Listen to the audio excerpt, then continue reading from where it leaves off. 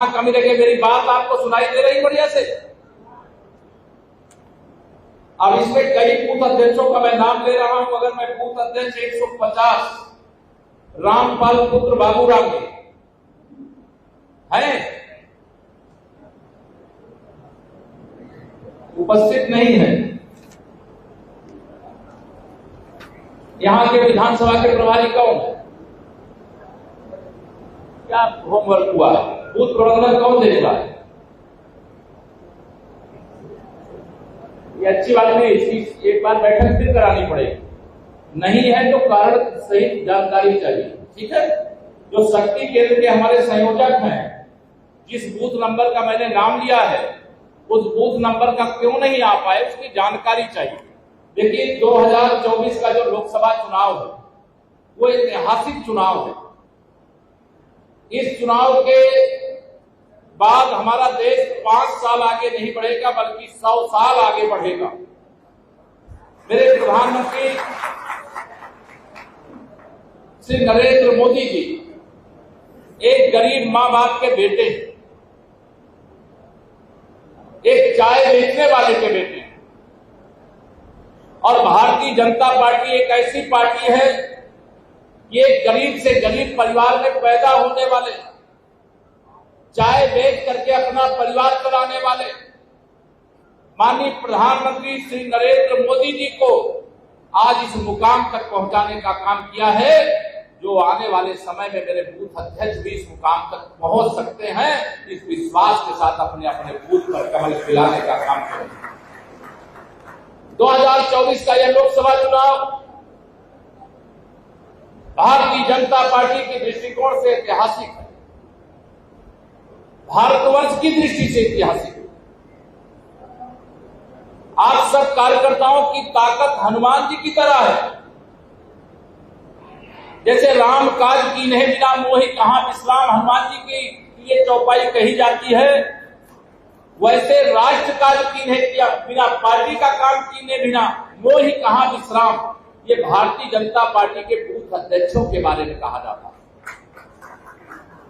मैं आप सभी कार्यकर्ताओं को 2024 के इस लोकसभा चुनाव में सीतापुर का मतदान 13 मई को होना है। आप 2014 का लोकसभा चुनाव यहां से आदरणीय सांसद राजेश वर्मा जी को जिता करके भिजवा चुके हो। 2019 का लोकसभा चुनाव सपा बसपा के गठबंधन के बाद भी आपने जिता करके भिजवाने का काम किया, इसके लिए भी मैं आपका अभिनंदन करना चाहता हूं। लेकिन 2024 में तो सामने कोई मैदान में ही दिखाई नहीं दे रहा। इस गर्मी में भी विपक्ष ठंडा पड़ गया।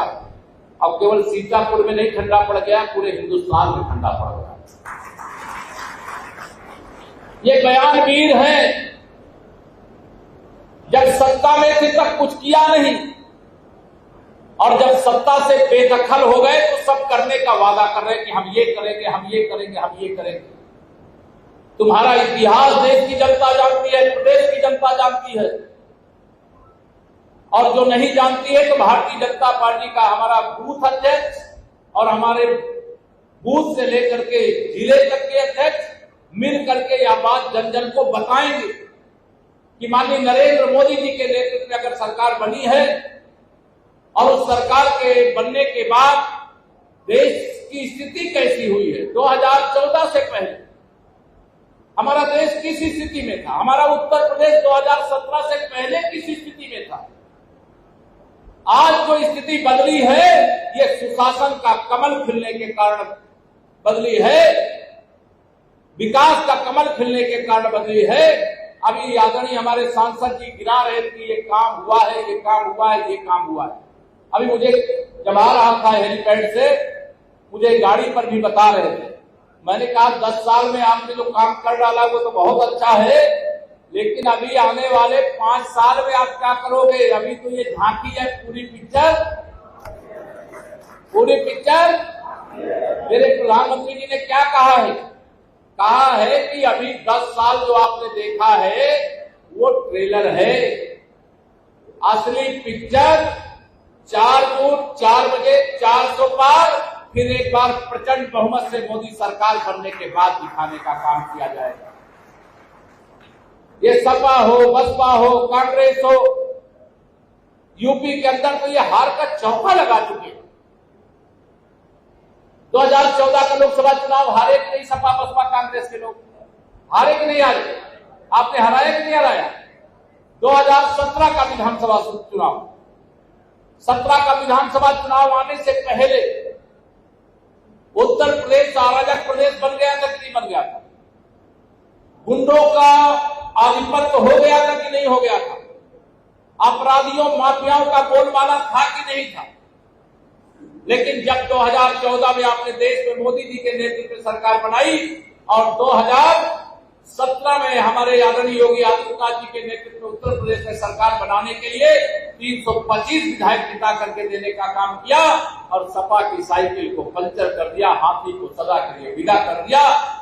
उत्तर प्रदेश बदहाली से खुशहाली की ओर बढ़ गया, कुशासन से सुशासन की ओर बढ़ गया, गुंडागर्दी का खात्मा हो गया, अपराधी माफिया दंगाई बिल में घुस गए। उनको मालूम है कि भारतीय जनता पार्टी की सरकार में गलती किया तो माफ नहीं किया जाएगा। मैं आप सब कार्यकर्ताओं को आज यहां पर आह्वान करने के लिए आया कि 2024 के लोकसभा चुनाव जिस पर कल देख रहे थे झारखंड में ये इंडी गठबंधन है, जिसकी अगुवाई कांग्रेस पार्टी कर रही, जिसमें सपा भी शामिल है और कई देश के राजनीतिक दल शामिल हैं। उन राजनीतिक दलों ने एकत्र होकर के तय किया कि 2024 में माननीय नरेंद्र मोदी जी को देश का प्रधानमंत्री नहीं बनने देंगे। बताओ, वह सारे लोग मिलकर के माननीय नरेंद्र मोदी जी को तीसरी बार प्रधानमंत्री बनने से रोक पाएंगे क्या? दोनों हाथ लगाकर रोक पाएंगे क्या? यहां मेरा बूथ अध्यक्ष बैठा है, मेरा बूथ सबसे मजबूत बूथ जीता, लोकसभा जीता, बूथ जीता, देश जीता। इस लक्ष्य को लेकर के लोकतंत्र के इस महापर्व में आप सब कार्यकर्ताओं ने यहां उपस्थिति दर्ज करा करके आप बता दिया है कि 2024 में कमल का बटन दबेगा तो क्या क्या होगा। आप में से अनेक कार्यकर्ताओं को संकल्प पत्र के मुख्य बिंदु मिल गए हैं। 2014 से 2024 के बीच माननीय प्रधानमंत्री श्री नरेंद्र मोदी जी के नेतृत्व में जो हमारी केंद्र की और उत्तर प्रदेश में आदरणीय योगी जी के नेतृत्व वाली डबल इंजन की सरकार है, इस सरकार के माध्यम से विकास के बड़े बड़े काम तो देखा ही, लेकिन देश में 25 करोड़ लोगों को गरीबी रेखा से बाहर करने का काम माननीय नरेंद्र मोदी जी की सरकार ने किया। सीतापुर जनपद के अंदर हजारों परिवार ऐसे होंगे जो पहले कच्चे घर में रहते थे, झोपड़ी में रहते थे, उनको प्रधानमंत्री आवास देने का काम भारतीय जनता पार्टी की डबल इंजन सरकार की। 2014 में जब हम सरकार में आए थे, हमारे प्रधानमंत्री जी ने कहा था हम सबका साथ सबका विकास करेंगे और देश में जनधन के खाते खोलने शुरू हुए। आपको यह आंकड़ा बताते हुए मुझे खुशी हो रही है कि मेरे प्रधानमंत्री जी के एक प्रयास से देश में 52 करोड़ लोगों के बैंक में खाते खोलने का काम हुआ। 52 करोड़।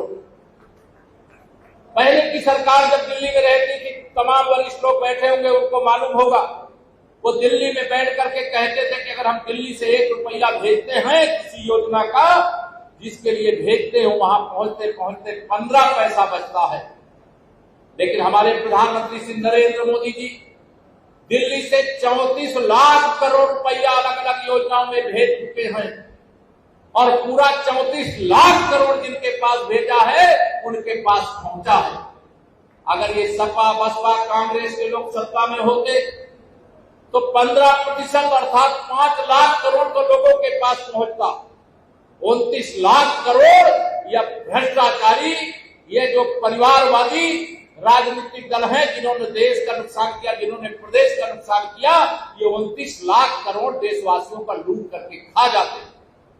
मेरे प्रधानमंत्री जी ने कहा हम भ्रष्टाचार मुक्त भारत बनाने के लिए भ्रष्टाचारियों को माफ नहीं करेंगे। मैं न खाऊंगा न खाने दूंगा और जिसने भी खाया है पाई पाई वसूल करके देश की भलाई में, गरीब की भलाई में लगा देने का काम करूंगा। आप बताइए, भ्रष्टाचारियों के खिलाफ कार्रवाई होती है तो ये विरोधी चिल्लाते हैं कि नहीं चिल्लाते? अखबार पढ़ते हो रोजाने, ये क्यों चिल्लाते हैं? अगर इनको माननीय नरेंद्र मोदी जी कह दें कि आपने जो पहले भ्रष्टाचार किया उसके लिए तुम्हें माफ किया जाएगा, तो जितना हमारा बूथ अध्यक्ष नरेंद्र मोदी जिंदाबाद लगाता है वो एक बार अगर आप लगाओगे तो 10 बार नरेंद्र मोदी जिंदाबाद लगाएंगे, मोदी चालीसा पढ़ना शुरू कर देंगे। लेकिन मोदी जी ने क्या कहा है? हम भ्रष्टाचारियों को माफ नहीं करेंगे। अभी तो टेलर है, 4 जून के बाद और कड़ी कार्रवाई करेंगे, कड़े कदम उठाएंगे। हमारी सरकार में प्रधानमंत्री गरीब कल्याण अन्न योजना का राशन बताइए जिले में मिल रहा है कि नहीं मिल रहा? आप सबके बूथ क्षेत्र में जो कार्यकर्ता है उनको मिल रहा है कि नहीं? वहां की जनता को मिल रहा है कि नहीं मिल रहा? दोनों हाथ उठा बताओ, जैसे लग रहा मिल ही नहीं रहा। मिल रहा है कि नहीं मिल रहा? प्रधानमंत्री किसान सम्मान निधि जो इसके पात्र है उनको सबको मिल रही है कि नहीं मिल रही है? प्रधानमंत्री आयुष्मान भारत योजना का कार्ड 5 लाख रुपए तक का इलाज कराने वाला जो इसके अधिकारी है उनका कार्ड बना है कि नहीं बना है? जिन घरों में आजादी के बाद बिजली नहीं पहुंची थी उन घरों में भी बिजली नरेंद्र मोदी जी की सरकार ने पहुंचाया कि नहीं पहुंचाया? जो गरीब आदमी कभी कल्पना नहीं कर सकता था कि उसके घर पक्के बनेंगे, उसके घर में शौचालय होगा, उसके घर में भी नल से जल पहुंचेगा, उसके घर में सब यह सुविधाएं पहुंच रही कि नहीं पहुंच रही हैं? मैं आप सब कार्यकर्ताओं से एक अपील करना चाहता हूं। मैं तो लोकसभा के चुनाव में विधानसभा में नारा लगाता था 100 में से 60% वोट हमारा है, 40% वोटों में बंटवारा है और बंटवारे में भी हमारा है। लेकिन लोकसभा के चुनाव में मैं नारा लगाता हूं 100 में से 75% वोट हमारा है, 25% में बंटवारा है और बंटवारे में भी हमारा है। अब कोई पूछे कि बंटवारे में भी हमारा ये क्यों कहते हो? क्योंकि हमने सबका साथ सबका विकास किया, सभी योजनाओं का बिना भेदभाव के सबको लाभ दिया है। 2017 से पहले सीतापुर की मैं चर्चा कर मैं पूरे यूपी की चर्चा नहीं करता। बताइए 2014 से 2017 से पहले जब श्री अखिलेश यादव जी यूपी के मुख्यमंत्री थे, सीतापुर में गुंडागर्दी होती थी कि नहीं होती? 2017 से पहले भाजपा की सरकार आने से पहले सफाइयों का नारा खाली प्लाट हमारा रहता था कि नहीं रहता था? दोनों हाथ उठाकर बताओ, रहता था कि नहीं रहता था? अखिलेश यादव जी की सरकार के समय जिस गाड़ी में सपा का झंडा, उस गाड़ी में बैठा गुंडा, बताओ ये सही है कि गलत है? मैं जब सपा को, कांग्रेस के इस गठबंधन को, बसपा को कहता इन्होंने राजनीति का अपराधीकरण किया है, सपा बसपा कांग्रेस ये अपराधियों को, भ्रष्टाचारियों को, माफियाओं को, दंगाइयों को पैदा करने की फैक्ट्री बन करके रह गए। ये राजनीति में शुचिता नहीं ला सकते। इन्होंने देश के अंदर तुष्टीकरण की घटिया और घिनौनी राजनीति करके कभी हिंदू और मुसलमान में लोगों को बांटा, कभी जाति को जाति में बांटा, कभी सबको साथ लेकर के चलने का काम नहीं किया। 2024 के इस लोकसभा चुनाव में मैं आह्वान करना चाहता हूं, बिना भेदभाव के आप सबके पास जाइए और सबसे भारतीय जनता पार्टी के लिए, माननीय नरेंद्र मोदी जी के लिए वोट मांगने का काम करिए। करोगे? जो लोग करेंगे जरा हाथ उठा बताओ। आज से लेकर के 13 मई तक, जब तक आपके बूथ के बारे में, अभी पन्ना बूथ के बारे में राजेश जी भाई साहब ने बता दिया, इसलिए मैं उसकी चर्चा नहीं कर रहा हूं। लेकिन आज से लेकर के 13 मई तक जब पार्टी का कोई जरूरी कार्यक्रम है तभी हम अपना बूथ छोड़ें, अन्यथा अपने बूथ पर डटे रहना है। अपने बूथ के एक एक वोट का हिसाब करना है। 2014 में कितना वोट मिला, 2017 में कितना मिला, 2019 में कितना मिला, 2022 में कितना मिला, ये चारों चुनाव कर आप खाका तैयार कर लो अपने बूथ का। और 2024 के लोकसभा चुनाव में हर बूथ पर 370 वोट प्लस करना है। जो अपने बूथ पे 370 वोट जितना पिछली बार मिला है उसमें बढ़ा सकते हैं? जरा को हाथ उठा करके मुझे बताएं। सब लोग बढ़ा लोगे? मुझे भरोसा भी है, माननीय ये जो मैं कह रहा हूं 370, ये माननीय प्रधानमंत्री श्री नरेंद्र मोदी जी ने कहा है कि मेरे कार्यकर्ताओं को मेरा प्रणाम कह देना, मेरा जय श्री राम कह देना और उनसे कहना कि हमने 370 हटाने का वादा किया था, हटा दिया। अब वो हर बूथ पर 370 वोट बढ़ा करके वह भी अपनी सामर्थ्य दिखाने का काम कर रहे हैं। भारतीय जनता पार्टी ने वादा किया था कि अयोध्या में रामलला के जन्म स्थान पर भव्य मंदिर बनाएंगे।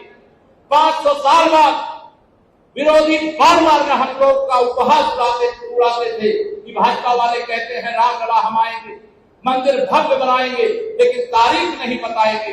22 जनवरी 2024 को रामलला 500 साल बाद अपने जन्म स्थान पर विराजमान हो गए। मैं बधाई देता हूं। अगर आपने 303 कमल के फूल देश में नहीं खिलाए होते, सीतापुर को नहीं जिताया होता, तो मोदी जी की ताकत इतनी नहीं बढ़ी होती। अगर मोदी जी इतने ताकतवर नहीं होते, भाजपा इतनी ताकतवर नहीं होती, तो रामलला का भव्य मंदिर 500 साल और इंतजार करते तब भी बन नहीं सकता। इसे किसी को इस बात को लेकर के जो हमने जनता से वादा किया था, जब हमारे 2 सांसद थे तब भी हम कहते थे हम देश 370 हटाएंगे, रामलला का मंदिर बनाएंगे, सामान्य नागरिक कानून लाएंगे। एक देश एक कानून लाने के लिए हमें 400 पार सांसद चाहिए, 400 से अधिक सांसद चाहिए। एक देश 5 वर्ष में एक बार चुनाव, 2022 में विधानसभा का, 2024 में लोकसभा का, ये देश के पैसे की बर्बादी है। इसलिए एक देश एक वोटर लिस्ट एक चुनाव होना चाहिए कि नहीं होना चाहिए? दोनों हाथ का पता होना चाहिए कि नहीं होना चाहिए? अगर होना चाहिए तो हमें 400 पार चाहिए। आज भारत के इस लोकसभा के चुनाव पर देश की ही नहीं दुनिया की नजर लगी। दुनिया देख रही है कि भारतवर्ष के अंदर जो लोकतंत्र का महापर्व हो रहा है, इस महापर्व में कितना समर्थन माननीय नरेंद्र मोदी जी के साथ खड़ा है। आने वाला समय भारत का है, वर्तमान भी भारत का है और भविष्य भी भारत का है। और आने वाला समय अगर भारत का है तो मोदी जी को ताकतवर बनना चाहिए कि नहीं बनना चाहिए? दुनिया का सबसे बड़ा मंच संयुक्त राष्ट्र संघ है, वहां स्थायी सदस्य 5 देश है। अगर कोई अस्थायी सदस्य बनने का दुनिया में कोई देश अधिकारी आज की स्थिति में, वो भारत है, जिसकी आबादी 140 करोड़ से अधिक है। हमारे संकल्प पत्र में वादा किया गया है कि आप 400 पार करिए, हम भारत को अस्थायी सदस्यता संयुक्त राष्ट्र संघ में दिलाने के लिए अपने मित्र देशों के सहयोग से सफलता प्राप्त करेंगे। आप 400 पार करिए। आपको मालूम है इसी भारत के अंदर, पाकिस्तान के अंदर आतंकवादियों की फैक्ट्री में प्रशिक्षण प्राप्त करके आतंकवादी भारत में आते थे, हमारे सेना के जवानों को, हमारे देश के नागरिकों को मार करके चले जाते थे। आज बताइए 370 भी हटी और आतंकवाद का अंत भी हुआ कि नहीं हुआ? और जब माननीय नरेंद्र मोदी जी के नेतृत्व में आपके देश ने सरकार बनाई, 2 आतंकवादी बड़े हमले हमारे देश में हुए। जब से आपने मोदी जी की, एक हमला हुआ था उरी में, हमारे सेना के सोते हुए जवानों को धोखे से मारने का काम पाक द्वारा प्रशिक्षित आतंकवादियों ने किया, लेकिन उसका बदला सर्जिकल स्ट्राइक करके लिया गया। दूसरा आतंकवादी हमला पुलवामा में हुआ था, उसका बदला हमारे देश के यही वीर बाबुरे सैनिक थे, सर्जिकल स्ट्राइक के बाद एयर स्ट्राइक करके और आतंकवादियों को पैदा करने वाली जो फैक्ट्री पाकिस्तान के अंदर चलती थी उसको तहस नहस करके ये बता दिया कि अब भारत वो भारत नहीं है कि हमारे ऊपर आप आतंकवादी भेज करके हमला करवाओगे और हम दुनिया के सामने गिड़गिड़ाएंगे, हम किसी को आंख दिखाएंगे नहीं, लेकिन अगर किसी ने भारत को छेड़ा तो उसको छोड़ेंगे नहीं, या बताने का साहस 56 इंच के सीने वाले माननीय नरेंद्र मोदी जी को आपने दिया। कैप्टन अभिमन्यु बमबारी करते हुए पाकिस्तान के अंदर गिर गए। आपको मालूम है माननीय नरेंद्र मोदी जी ने कह दिया था अगर 48 घंटे के अंदर हमारा कैप्टन वापस नहीं आया तो विश्व के मानचित्र से पाकिस्तान का नाम मिटा करके रख देंगे। यह कहने का साहस माननीय नरेंद्र मोदी जी के नेतृत्व वाली सरकार में हुआ। और आज मुझे गर्व है अपने प्रधानमंत्री जी पर, अपनी सरकार पर। संसद में खड़े होकर के जब कांग्रेस की ओर से, विपक्ष की ओर से सवाल आया कि आप जम्मू कश्मीर से 370 को हटा रहे हो, लेकिन पाकिस्तान के कब्जे वाले कश्मीर के बारे में क्या कहना है, तो हमारे गृह मंत्री जी ने संसद में कहा था, सांसद जी वहां पर थे, पाकिस्तान के कब्जे वाला कश्मीर भी हमारा है, जब तक वहां तिरंगा नहीं फहरा देंगे तब तक चैन से।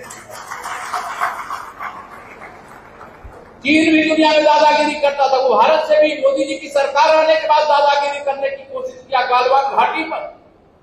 आप में से कई लोगों ने वीडियो देखा होगा सोशल मीडिया पर, हमारे भारत के वीर मानवे सैनिकों ने चीन के सैनिकों को गालवान घाटी पर पटक पटक करके मारा था। छाती चौड़ी हो गई, कमर का बटन दबाना सार्थक हो गया। हम लोग गरीबी के संकट से जूझते हुए राजनीति के इस मुकाम पर पहुंचे। ये सपा बसपा कांग्रेस के लोग गरीबों का दर्द नहीं समझ सकते। जाके पैर न फटी बेवाई, वह क्या जाने पीर पर आई। लेकिन मेरे मोदी जी तो गरीबी जानते हैं, गरीबों का दर्द जानते हैं, इसलिए गरीबों का दर्द दूर करने का दिन रात प्रयास कर रहे हैं। आप सबसे मैं निवेदन करता हूं, बहुत सारी बातें हैं, मैं बहुत सारी बातें कह सकता हूं, लेकिन मैं बहुत लंबी बातें नहीं करना चाहता। मैं भारतीय जनता पार्टी का एक कार्यकर्ता हूं। मेरे लिए भारतीय जनता पार्टी का हर कार्यकर्ता प्राणों से प्रिय कार्यकर्ता है।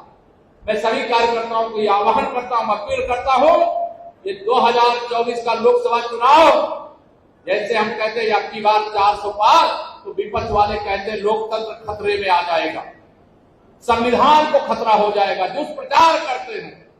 आप ध्यान रखना, आप बताओ 400 से अधिक सीटें हम जीत करके आएंगे तो लोकतंत्र पर खतरा है कि सपा बसपा कांग्रेस पर खतरा? बताओ। लोकतंत्र पर खतरा नहीं है, श्री राहुल गांधी जी के राजनीतिक भविष्य पर खतरा है, श्री अखिलेश यादव जी के राजनीतिक भविष्य पर खतरा है। वो राजनीति के जिस सीढ़ी को चढ़ने की कोशिश कर रहे हैं, आपने 4 बार उस सीढ़ी पर चढ़ने से उन्हें रोक दिया। बार बार श्री राहुल गांधी जी को प्रधानमंत्री बनाने की कांग्रेस कोशिश करती है। बार बार समाजवादी पार्टी के गुंडे श्री अखिलेश यादव जी को मुख्यमंत्री बनाने की कोशिश करते हैं। मुझे 2022 का विधानसभा चुनाव याद है, और उस विधानसभा चुनाव के समय चुनाव हुआ नहीं था, परिणाम आया नहीं था, सपाइयों की गुंडागर्दी चालू हो गई थी कि नहीं चालू हो गई? दोनों हाथ पर चालू होती कि नहीं चालू हुई थी? उनको मालूम नहीं है कि यूपी के मन में मोदी, मोदी के मन में यूपी, यूपी के सीतापुर के मन में मोदी और मोदी जी के मन में सीतापुर, यानी कोई भी जिला ऐसा नहीं रहा। हम फिर रिकॉर्ड सीटों के साथ, रिकॉर्ड वोटों के साथ 2022 का विधानसभा चुनाव करके, चुनाव जीत करके सरकार चला रहा। मैं आप सभी कार्यकर्ता मित्रों से ये कहता हूं, 2024 का यह लोकसभा चुनाव, मैं जब कहता हूं सपा 2024 में समाजवादी पार्टी बन जाएगी, तो सपाई चिढ़ जाते हैं और वह उल्टे सीधे बयानबाजी करते। मैं उनकी उल्टी सीधी बयानबाजी का जवाब उल्टी सीधी बयानबाजी से नहीं देता। मैं उनकी उल्टी सीधी बयानबाजी का जवाब आप सब कार्यकर्ताओं से कहता हूं, वो जितनी गाली देना चाहे वो गाली देने दीजिए, हम गाली का जवाब गाली से नहीं देंगे, हम कमल का फूल खिला करके मोदी जी को तीसरी बार पीएम बना करके देंगे, क्योंकि मैं तो राष्ट्रीय स्वयंसेवक संघ का स्वयंसेवक हूं।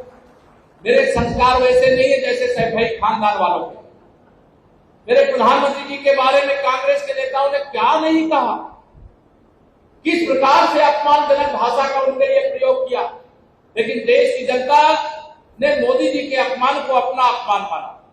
मैं एक गरीब मां बाप का बेटा हूं, और अगर इस प्रकार की भाषा का सपा के गुंडे, अपराधी, माफिया प्रयोग कर रहे हैं, तो कमल खिलाइए, मोदी जी को तीसरी बार पीएम बनाइए और देश को 100 साल आगे बढ़ाइए, गरीबी मुक्त भारत बनाइए, भ्रष्टाचार मुक्त भारत बनाइए, समस्याओं से मुक्त भारत बनाइए। 2017 से पहले यहाँ सीतापुर में जानता, मैं आया करता था, तो बताते थे बिजली नहीं आती थी। बताओ आती थी पहले? भूल गए? आती थी? जब सपा की सरकार थी तो बिजली आती नहीं थी, बसपा की सरकार थी बिजली आती नहीं थी, और जब से भाजपा की सरकार आई है बिजली जाती नहीं। बताइए अंतर आया है कि नहीं आया है? यह अंतर निरंतर बना रहे, इसके लिए आप सब कार्यकर्ता मित्रों से मैं आह्वान करता हूं, अपील करता हूं, 2024 के चुनाव में लोगों के पास जाइए और उनसे कहिए कि घर घर में खुशहाली पहुंचे। बस इतना फर्ज निभा देना, बाकी सब मोदी कर देंगे, तुम कमल का बटन, तुम कमल का बटन। इस लक्ष्य को लेकर के जाइए। मेरा बूथ सबसे मजबूत रहना चाहिए। जब 2024 के लोकसभा चुनाव के वोटों की गिनती हो तो सीतापुर को मुझे कान में कह रहे हैं सारे ने, यहाँ जो मंच पर बैठे हुए हमारे सब साथी हैं, कि अब की बात 4 लाख पार। कम तो नहीं बोल रहे, कम बोल रहे हैं, ज्यादा बोल रहे हैं? कितना पार करोगे देख लेना। मैं ये बात प्रधानमंत्री जी को बता दूंगा कि सीतापुर में गया था, वहां ये कहा अब की बार मेरे बात, मैं आपको विश्वास दिलाता हूं, आप ये लक्ष्य लेकर के आगे बढ़िए। कहते लक्ष्य ना उजल होने पाए, कदम मिलाकर चल, मंजिल तेरे पग चूमेगी, तेरा मई आने वाली उसी दिन आपके पग चूमेगी और आपको प्रणाम करेगी। आप बड़े अंतर से विजय श्री प्राप्त करोगे। 2024 का इस ऐसी चुनाव को जीतिए। आज अभी सीतापुर जिले की ही मोहनलालगंज 4 लोकसभा इस जनपद के अंदर है, और अभी मुझे मोहनलालगंज लोकसभा की विधानसभा सिधौली में जाना, और आप सब बड़ी देर से आकर के बैठे, लेकिन आप सब जो कार्यकर्ता यहाँ पर बैठे हैं, मैंने अभी थोड़ा सा हिसाब भी लेने का आपका प्रयास किया। कोई बाहर निकल गया होगा, कोई इधर उधर घूमने लगा होगा। जब बूथ अध्यक्षों की बैठक होती है तो समझ लेना संगठन की सबसे बड़ी बैठक हो रही है, संगठन की सबसे महत्वपूर्ण बैठक हो रही है। बूथ अध्यक्ष से बड़ा और कोई नहीं होता है, बूथ अध्यक्ष ही सबसे बड़ा होता है। वही भारतीय जनता पार्टी को शून्य से शिखर पर पहुंचाया है। उसी की ताकत से 370 हटाए, उसी की ताकत से रामलला का भव्य मंदिर बनाए, उसी की ताकत से आगे का जो लक्ष्य है वह भी प्राप्त करने में सफल होंगे। इसे मेरे कार्यकर्ता मित्रों, अब देर नहीं करना है, अपने अपने क्षेत्र में अपने अपने बूथ में डट जाना है। आज के दिन यही निवेदन करूंगा, और सारी बातें फिर भी मैं एक बार आऊंगा तो आपसे चर्चा होगी, लेकिन जो कमी हो उसको सुधार करो और आगे बढ़ो। अपने बूथ में 370 वोट बढ़ाने का लक्ष्य, 370 2019 या 2022 या 2017 या 2014 ये चारों चुनाव का आंकड़ा निकाल लेना, उसमें 370 वोट प्लस करना है। ये मोदी जी की अपील भी है, मोदी जी का आदेश भी है, और हम सब कार्यकर्ता मोदी जी कह दें तो हम लोग कुछ भी करने को तैयार रहते हैं। तो इसे आप सब कार्यकर्ता से मैं करता हूं सादर प्रणाम। जरा दोनों हाथ उठा करके बोलिए जय श्री राम।